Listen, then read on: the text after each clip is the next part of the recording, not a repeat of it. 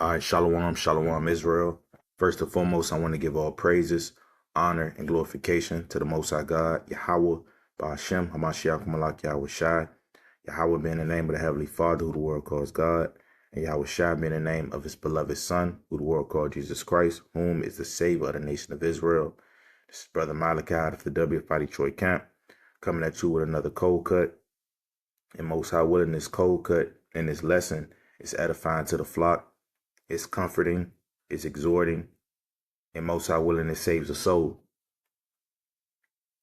So the article reads, popular DC artist Big Donno found dead by suicide 1 year after losing his son.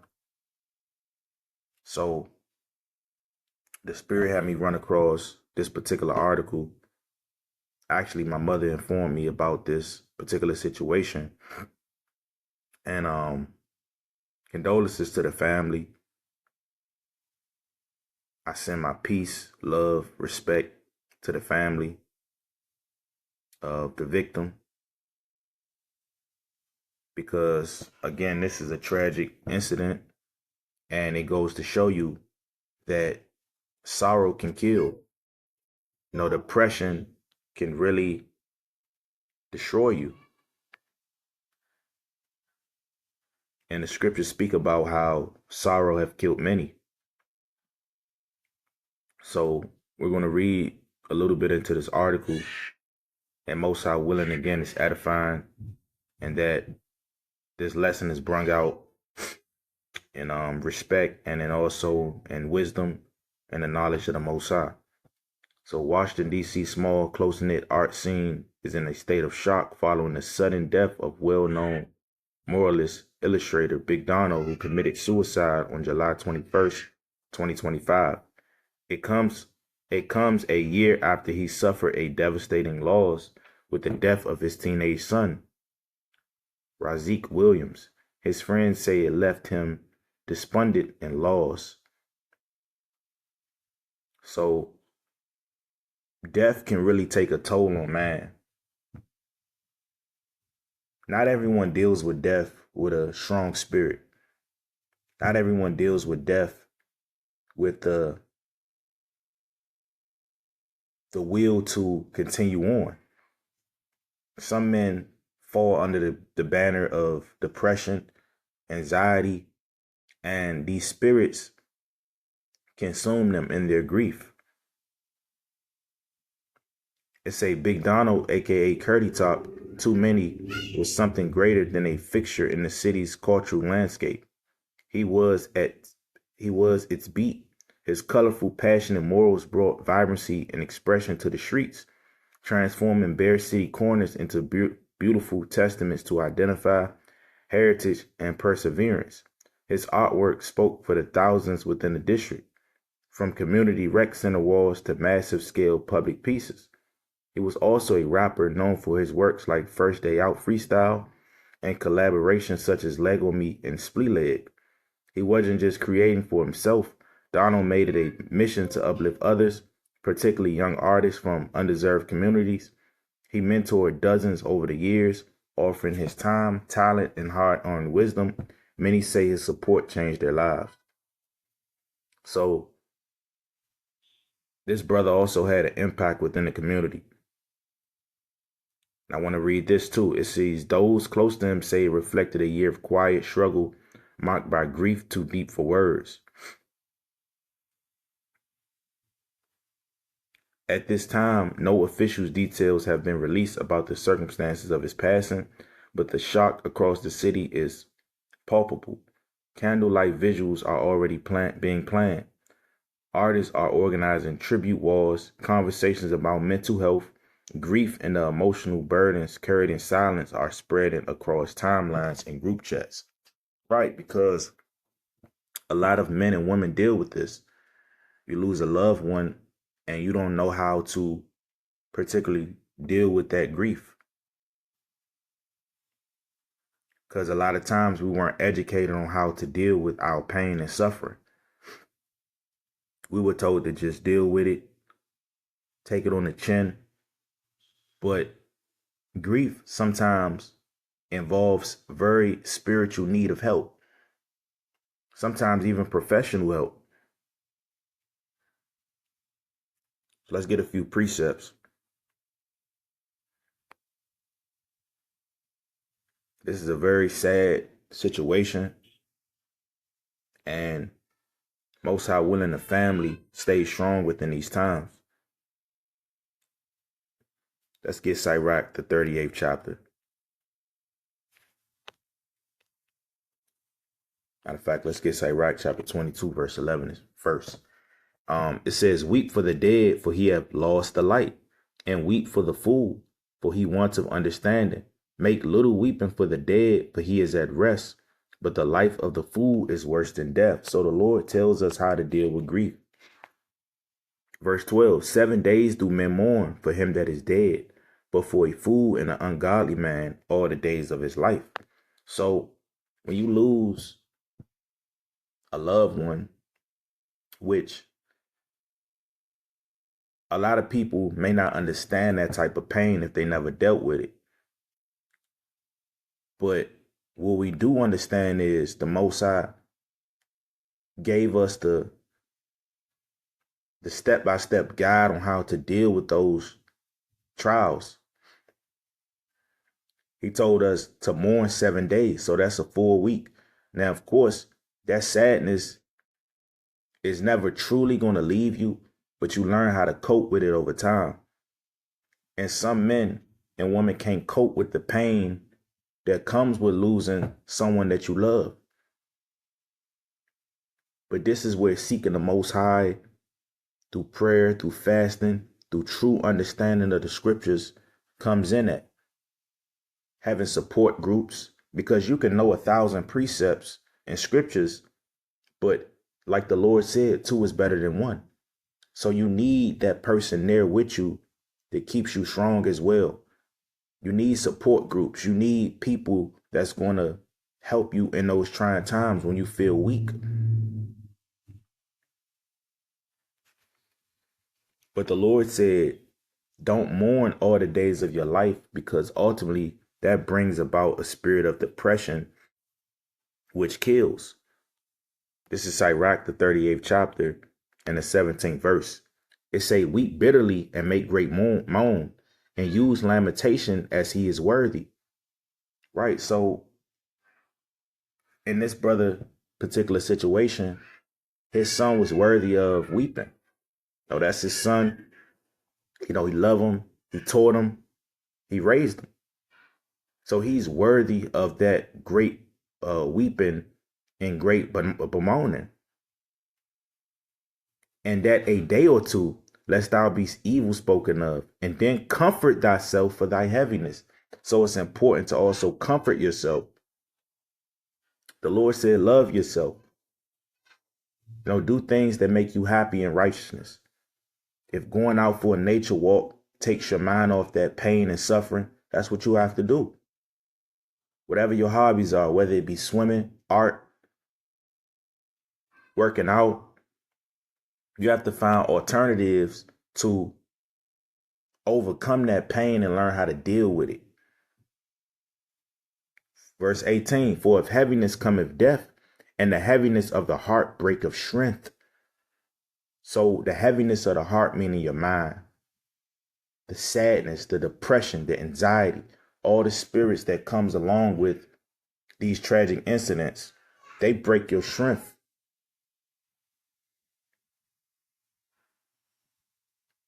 And essentially, these type of particular situations ends up happening. In affliction also sorrow remaineth, and the life of the poor is the curse of the heart. Take no heaviness to heart, drive it away, and remember the last end. Forget it not, for there's no turning again. Thou shalt not do him good, but hurt thyself. Verse 22, remember my judgment, for thine also shall be so. Yesterday for me, and today for thee. Right? So you have to remember the judgments of the Lord. Death was promised to all men. But the Lord in the scriptures gave us the understanding and expounding on what happens after death and how to deal with death. Because death is one of those things that's unavoidable. This is why we seek after the Lord, so we can eat of the tree of life and live forever. Verse 23, when the dead is at rest, let his remembrance rest, and be comforted for him when his spirit is departed from him. So the Lord said, when the dead is at rest, let his remembrance rest.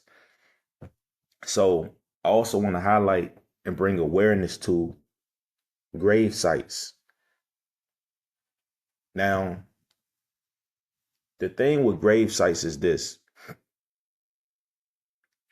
As the scriptures say, you have to bury your loved one. That's a godly and a righteous act. But you don't want to dwell too much upon your loved one's death. You visiting grave sites, willfully making yourself unclean in a physical sense, but also it can tap into the spiritual as well. Because when you can't let something go, it consumes you and it takes over your mind. And essentially those spirits begin to whisper in your ear and tell you to destroy yourself. And this particular brother, he visited the grave site and he couldn't go on anymore. He took his life. So those spirits telling him to destroy himself by the work of his own hands. This is why be wary and be cautious upon visiting grave sites of your loved one, because essentially there's spirits and there's demonic deities within those grave sites that plays on your mind and puts a spirit of cloak of depression upon you. This is Wisdom of Solomon chapter 1 and verse, I want to say it's 12. It says, seek not death in the era of your life, and pour not upon yourselves destruction with the work of your hands. So the Lord is telling us to not harm ourselves when we go wrong in life, and not even when we go wrong in life, but more so when we go through trials and afflictions that test our strength. That's not the time to seek death and to harm yourself. That's the time to put on strength and continue to go on, continue to fight, continue to live, because you have a lot to live for. Man may feel that losing a loved one, they don't have anything to live for, but life is a beautiful thing. Although we catch hell in life, life is a blessing. Life is a privilege. And you have to cherish it. You have to make the best out of it. You have to change lives. You have to bring awareness to your trials, because you may have went through something, a great traumatic event, and sometimes you have to be that spokesman. Sometimes you have to be that living example of, look, I went through this, I was able to overcome it, and then you help others overcome it. Because how great of a testimony it would have been if this brother endured and continued to live and carried on and went into the realms of being an advocate and a spokesman for how to deal with depression and how to deal with the death of your child. That would have been a powerful testimony in a powerful movement that would have saved and helped a lot of men and women that deals with depression and grief. But we can never hear that story because the brother killed himself. But nonetheless, condolences to the family, much love and respect. But these videos are important because we have to bring awareness to the curses that plague our people. This is Deuteronomy chapter 28 and verse 65. It says, and among these nations shalt thou find no rest, neither shall the sole of thy foot have rest, but the Lord shall give thee there a trembling heart, and failing of eyes, and sorrow of mind. So now, due to the curses, gun violence, or sicknesses, whatever evil befalls man, now you have to deal with what? Grief. I know brothers that have lost their mothers. Brothers, even in the truth, have succumbed to rest, sicknesses, brain disease, all type of things. And knowing how to deal with these particular situations is important, but also understand that it's going to bring trembling of heart. It's going to bring failing eyes. It's going to bring sorrow of your mind. Those are the curses that befell the Israelites. It's more to the curses than Deuteronomy, the 28th chapter and the 68th verse about slavery on ships.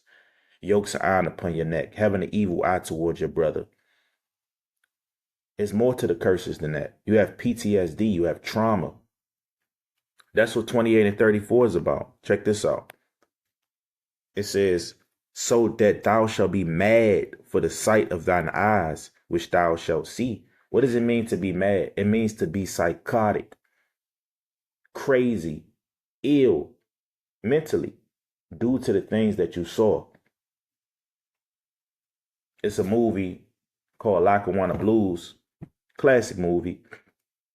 And there was one particular scene where you had the ex-Vietnam vet. He busted in the house looking for his keys, and he was ready to kill someone over finding his keys. And then it was Vietnam stuff playing in his mind about revolution, about war, death. All those things was playing in his mind. So he was schizophrenic due to what he saw in Vietnam.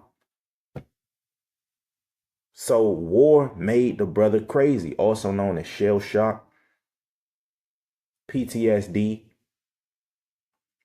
and severe trauma that changes your neurological makeup, and pretty much it reshapes your brain. That's how traumatic the things that you saw is. It reshapes your brain. Likewise, when you lose a loved one, you're not operating or thinking the same. Your whole life has been thrown off. So now you need help. Most importantly, spiritual help, understanding the scriptures, having a support group, and sometimes even professionalism.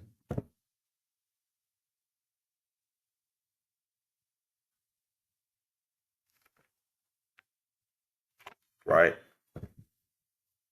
So I also want to get Mark the 5th chapter.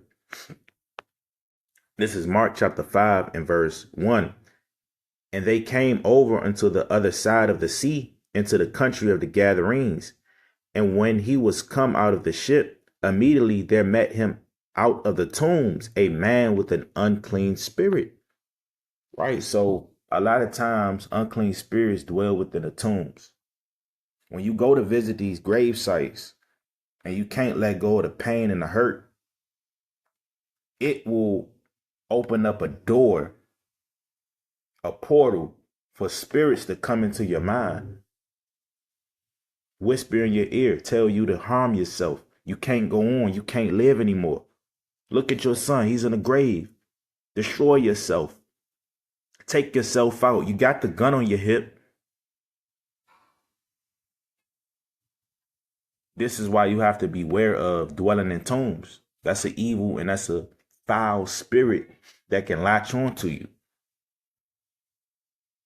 Verse 3, who had his dwelling among the tombs, and no man could bind him, no, not with chains, because that he had been often bound with fetters and chains, and the chains had been plucked asunder by him, and the fetters broken in pieces, neither could any man tame him. And always, night and day, he was in the mountains and in the tombs, crying and cutting himself with stones. It say this man was crying and cutting himself with stones. Now, does it go into detail on why exactly he was in the tombs? This is where extrapolation come in at. You know, was he crying due to someone dying? You know, these just questions you got to throw it out there. And I don't say it per se, but it makes you wonder. You know, but nonetheless, these spirits were in that gravesite. These spirits were in those tombs and they were working on his mind. And the unclean spirits led him to the tombs because that's where unclean spirits dwell. among the dead.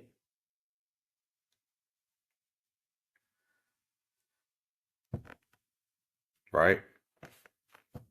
Now I want to end it off with Revelation chapter 21 and verse 4. And it's a lot of precepts and scriptures I can get, but we're going to keep it short and simple. Revelation chapter 21 verse 4. And God shall wipe away all tears from their eyes, and there shall be no more death, neither sorrow nor crying, neither shall there be any more pain, for the former things are passed away.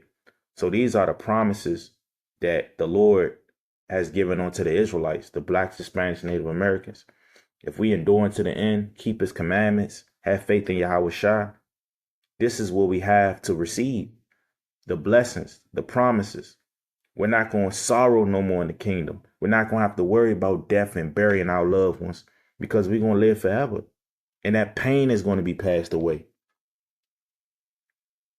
This is 1 Corinthians chapter 15 and verse, 55. Matter of fact, let's start at 54. It says, so when this corruptible shall have put on incorruption, and this mortal shall have put on immortality, then shall be brought to pass the saying that is written, death is swallowed up in victory. O death, where is thy sting? O grave, where is thy victory? Right? So when we're changed, we receive those mortal bodies and that new covenant within us, there's not going to be any more death among the nation of Israel. We're going to overcome the grave. Verse 56, the sting of death is sin, and the strength of sin is the law. But thanks be to God, which gives us the victory through Yahweh Shah Mashiach. Therefore, my beloved brethren, be steadfast, unmovable, always abounding in the work of the Lord, for as much as you know that your labor is not in vain in the Lord. So we have to be unmovable, steadfast, and ultimately we have to put on strength. This is how to deal with death. You seek the Most High. You understand who you are, your heritage. You pray, you fast, you have support groups. You find alternatives or hobbies that takes your mind off of the pain. And you deal with it in more so a positive light, opposed to a negative way. So again, rest in peace to this brother.